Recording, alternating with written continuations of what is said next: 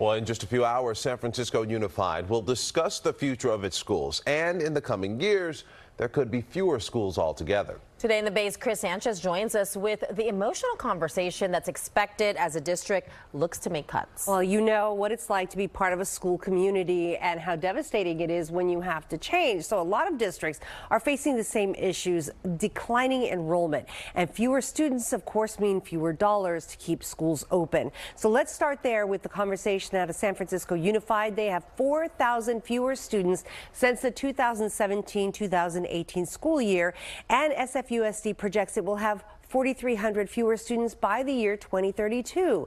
And that's the reason for what the district calls its Resource Alignment Initiative. Today, the superintendent will update the board and public on the community conversations that they've had, and they'll discuss the criteria for determining which schools are most viable, and they will weigh each criteria and how important each of those criteria should be.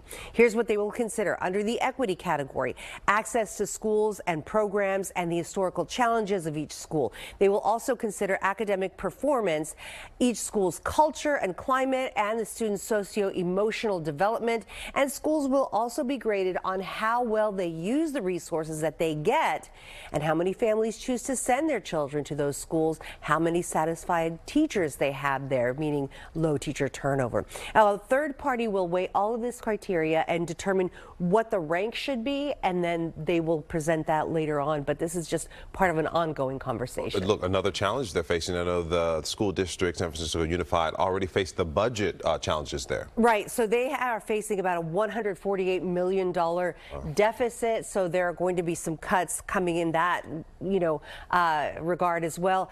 But they also had a problem with their payroll system, which left teachers and staff in a lurch, because when you don't get your paycheck on time, it's a whole cascading effect. So a lot of challenges for San Francisco Unified, but again, we could see those emotional conversations about fewer schools. I'll remind you, school board meetings, they are public. Those are your elected officials, and they are open to everyone. A conversation that people should participate in. Absolutely. Before it's too late. Before it's too late. Great points. Thanks, Kris.